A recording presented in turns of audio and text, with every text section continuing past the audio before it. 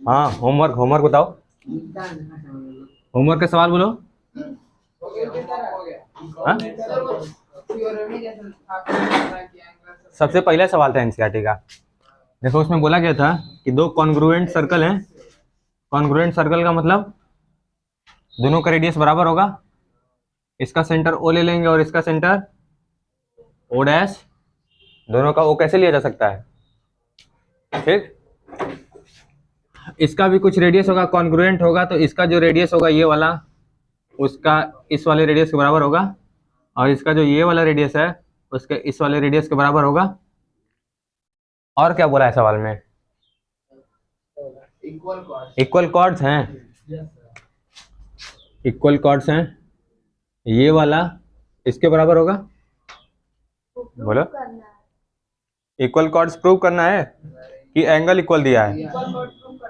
सवाल बोलो, हम थोड़ा ध्यान से सुन लें। Recall that two circles are congruent. They have same radii. Prove that equal chord of congruent circles are there. Angle prove करना है, और ये साइड दिया मतलब कॉर्ड दिया हुआ है कि इक्वल है। हम देख लेते हैं अपने वाले में।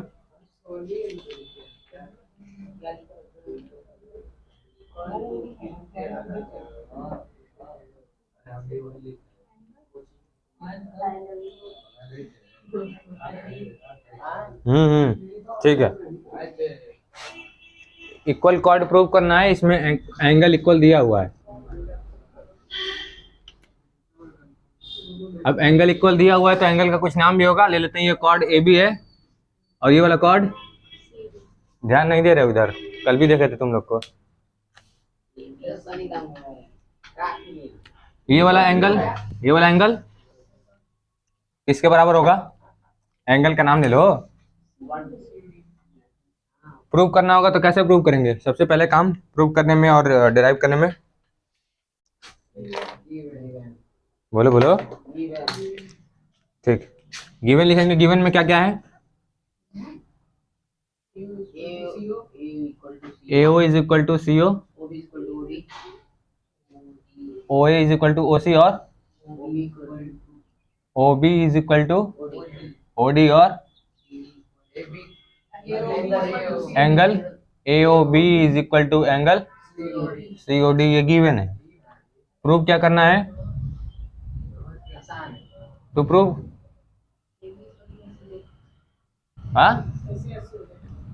AB is equal to CD। आसान है, होमवर्क दिए थे तो करके तो नहीं लेके आए थे। फिर इसके बाद प्रूफ दिया जाएगा। प्रूफ करने के लिए सबसे पहला काम, in triangle AO and triangle COD। फिर इसके बाद बोलो, गिवन ले लेंगे कौन कौन सा? OA is equal to OC। क्या होगा रीजन में? ठीक है। फिर उसके बाद angle AOB is equal to angle COD। Reason given है। फिर उसके बाद और भी चीज कुछ गिवन है। OB इज इक्वल टू, सब कुछ गिवन है। फिर लिखेंगे triangle AOB congruent to triangle. फिर इसके बाद ये प्रूव करना है AB is equal to CD। AB is equal to CD by हाई। कॉन्ग्रुएंट किससे होगा? बाई सास बहू, CP/CD। ठीक है, हो गया। यही था होमवर्क ना? ठीक है, क्वेश्चन लिखो अब आगे। क्वेश्चन लिखो। परपेंडिकुलर फ्रॉम सेंटर, क्वेश्चन ही थ्योरम समझ लो इसको, शायद थ्योरम है। Perpendicular from centre to chord bisect the chord. Perpendicular from centre to chord bisect the chord. किसी सर्कल के सेंटर से परपेंडिकुलर जब ले जाया जा रहा है किसी कॉर्ड पर, तो प्रूव करो कि वो कॉर्ड को बाइसेक्ट करेगा। आसान एकदम। देखो इधर, इधर देखो जी, ओए इधर देखो, सर्कल है, इसका कोई कॉर्ड है, लेट्स से कॉर्ड का नाम सेंटर। अब कह रहा है कि यही प्रूव करना है कि इस सेंटर से हम ये परपेंडिकुलर जब लेके जाएंगे, परपेंडिकुलर जब लेके जाएंगे तो प्रूव करो। अब ये इसको हम ले लेते हैं डी, ठीक है। तो प्रूव करो कि ये बाइसेक्ट कर रहा है कॉर्ड को, ये जो परपेंडिकुलर लेके आए हैं कॉर्ड पर, ये बाइसेक्ट कर रहा है। बाइसेक्ट करने का मतलब कि प्रूव करना है A D is equal to B D. हो जाएगा, आसान है, एकदम आसान। फिर से समझ लो, कह रहा है इसमें थ्योरम में कि कोई एक सर्कल है। अब ये सर्कल का कोई सेंटर होगा, इसमें कोई एक कॉर्ड ले लिया गया है। कॉर्ड का मतलब कल बता चुके हैं, कॉर्ड ले लिया गया। अब कॉर्ड से यहाँ सेंटर से इस कॉर्ड पर जब परपेंडिकुलर ड्रॉप किया जा रहा है, यानी कि ये 90 डिग्री का एंगल फॉर्मेशन करता है, उसी को परपेंडिकुलर बोला जाता है। कोई लाइन उसके परपेंडिकुलर है, अब ये परपेंडिकुलर है तो ये ए बी को बाइसेक्ट करेगा। बाइसेक्ट करने का मतलब कि टू इक्वल पार्ट्स में डिवाइड करेगा। तो इक्वल पार्ट्स में डिवाइड करेगा तो इसी को अब ए डी बराबर बी डी होगा, तभी तो। बोलो, प्रूव करें, हो जाएगा। आसान है, कुछ नहीं करना है, सिंपल बस इसको मिला दो। देखो इसको मिला दें, इसको मिला देंगे तो दो ट्रायंगल का फॉर्मेशन होगा। कौन कौन सा ट्रायंगल, देखो इधर, in triangle A O D and triangle B O D होगा। क्या देखने के लिए मिलेगा इसमें, ओ ए, पहले ये देख लो, अगर परपेंडिकुलर ड्रॉप किया जाएगा तो ये वाला 90 डिग्री, ये वाला 90 डिग्री, तो यहाँ कह दिया जाएगा कि angle O D A is equal to angle O D B is equal to 90 degree. बोलो राइट एंगल है। अब ये देखो, क्या ये दोनों हाइपोटेनियस बराबर होगा, ये वाला और ये वाला। हाइपोटेनियस का मतलब कि O A is equal to O B. Reason, यहाँ पे रीजन दे देंगे कि ये परपेंडिकुलर है तो 90 डिग्री का फॉर्मेशन करेगा। यहाँ पे रीजन दे देंगे कि radius of same circle, radius of same circle. फिर इसके बाद यहाँ पर देखो ओडी दोनों में कॉमन है, OD is equal to OD, reason common है, ठीक। फिर उसके बाद क्या करना होगा, लिख रहा होगा in triangle A O D congruent हो जाएगा ट्रायंगल बी ओ डी के, हो जाएगा, होगा ना भाई। हर जगह सीपीसीटी भाई, आरएचएस, ठीक है। अब एक मेरे को बात बताओ, अब तो यहाँ लिखा जा सकता है कि A D is equal to B D by, अब नहीं बोल रहा है सीपीसीटी, जहाँ पर होगा सीपीसीटी हो गया, ये भी प्रूव। आगे लिखो,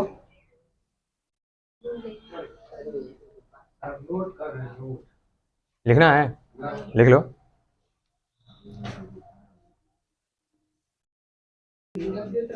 होमवर्क लिखो, होमवर्क कर रहे हैं, सवाल लिखो अगला। To circles of radii 5 centimetre and 3 centimetre. 2 circles of radii 5 centimeter and 3 centimeter intersect at 2 points,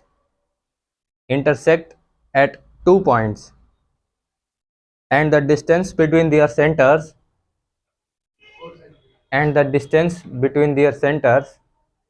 is 4 centimeter,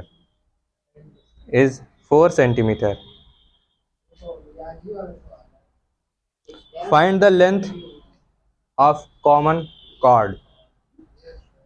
आज ही वाला सवाल है, मतलब स्कूल में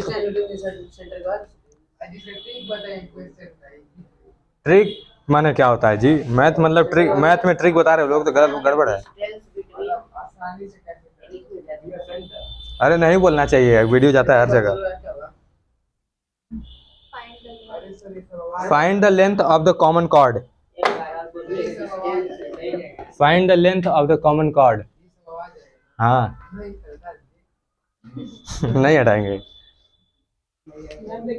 फिर इसीलिए तो हम भी बोले हैं कि जाने दो, हम नहीं बोलना चाहिए, वीडियो हर जगह जाता है। हो गया?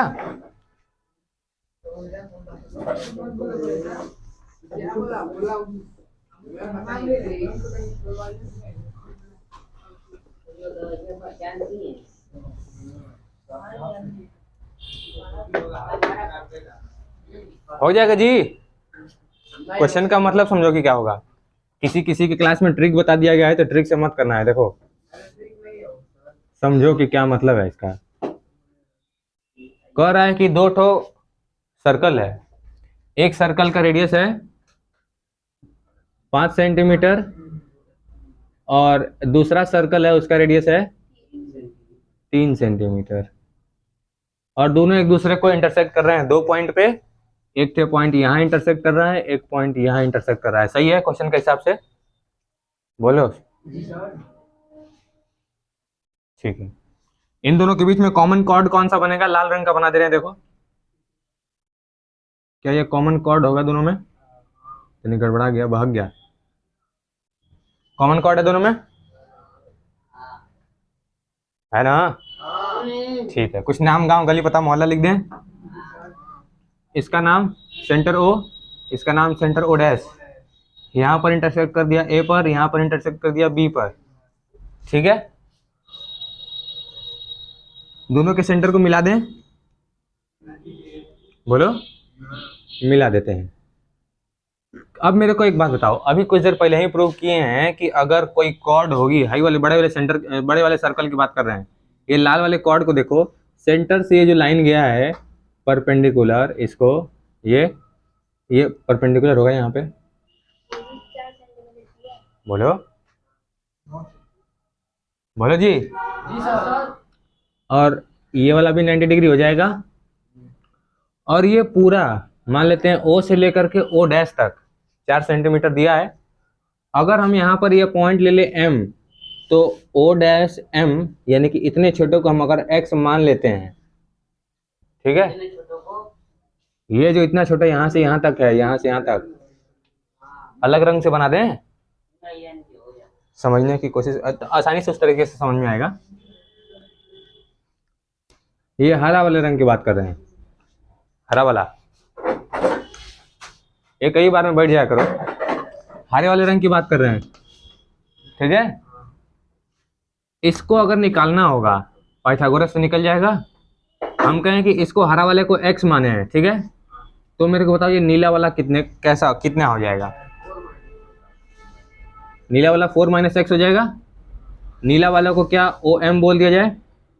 ये हो जाएगा 4 - x। अगर ये पूरा 4 है, देखो ये पूरा लाइन अगर 4 है और इतना x है, अगर ये निकालना होगा तो पूरा 4 में से x माइनस कर देंगे तो ये वाला निकल जाएगा ना। बस यही OM = 4 - x कर दिए। अब यही तो बता रहे थे, जगह बदलो। देखो कहने का मतलब सेंटर में बोल दिया है कि इन दोनों के बीच के सेंटर की दूरी 4 सेंटीमीटर है। तो मान लिए हैं कि यहाँ से यहाँ तक की दूरी 4 सेंटीमीटर ये पूरा है, ठीक है। अब हम कह दिए कि यहाँ तक हम इसको x ले लिए, यहाँ तक केवल x ले लिए, इतना दूरी निकालना होगा तो पूरा में से x माइनस कर देंगे तो ये आ जाएगा ना। तो पूरा 4 है, माइनस x कर देंगे तो ये 4 - x आ गया। ठीक है, अब तुम्हारे सामने दो ठो ट्रायंगल बन रहा होगा, राइट एंगल ट्रायंगल। एक तो ट्रायंगल बन रहा होगा AOM, दिख रहा है? राइट एंगल है, राइट एंगल ट्रायंगल। और अगर राइट एंगल ट्रायंगल है तो तुमको ये देखने के लिए मिलेगा कि OA का स्क्वायर = AM का स्क्वायर, बोलो, प्लस OM का स्क्वायर। क्लियर है? अरे ये हाइपोटेनियस का स्क्वायर, ये OA का स्क्वायर, ये OA और ये OM, ये बेस और ये परपेंडिकुलर AM, ठीक है। हो जाएगा, वैल्यू रख दें कितना, ये वैल्यू OA कितना है तो ये 5 का स्क्वायर, am कितना है, क्या am नहीं दिया है तो am का स्क्वायर रख दें। फिर om कितना है, 4 minus x, 4 minus x plus 4 minus x का होल स्क्वायर। ठीक, अब एक तो ट्रायंगल तुमको और दिख रहा होगा, कौन सा triangle, triangle A O dash M, ये वाला देखो ए ओ डैश एम, छोटका वाले सर्कल में। अब दिखा शशि, ठीक है। तब तुमको इसमें देखने के लिए क्या मिल रहा होगा, यहाँ पर भी कुछ हाइपोटेनियस है, हाइपोटेनियस क्या नाम है उसका, ओ डैश ए का square is equal to O M का, ओ डैश एम का स्क्वायर प्लस ए एम का स्क्वायर। ज्यादा हंसी आ रही है जी। ठीक है, इधर देखो, ओ ए का वैल्यू 3 का स्क्वायर, ओ एम का वैल्यू एक्स है, एक्स का स्क्वायर, ठीक, और फिर यहाँ पर प्लस ए एम का स्क्वायर।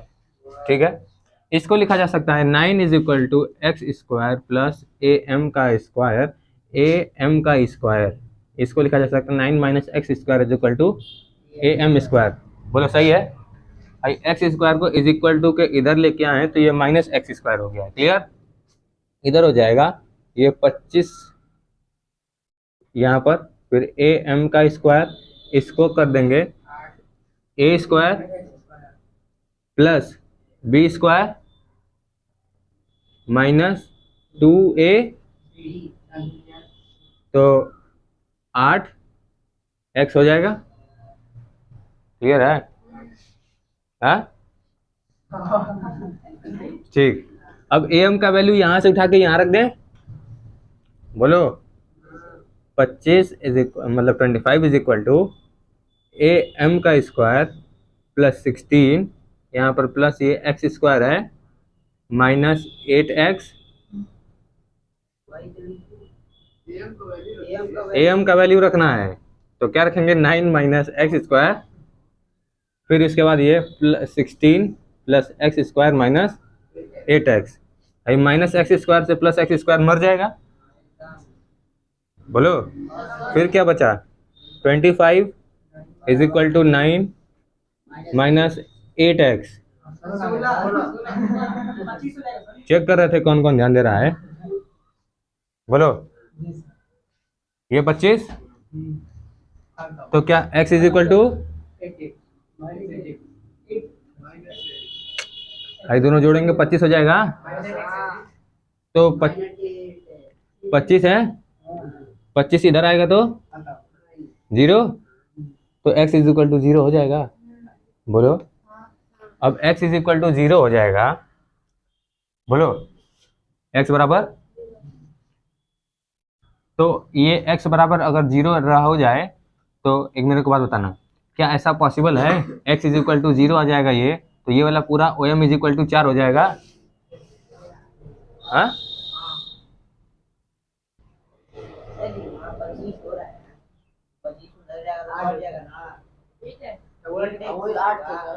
क्या किधर जाएगा 0, क्या,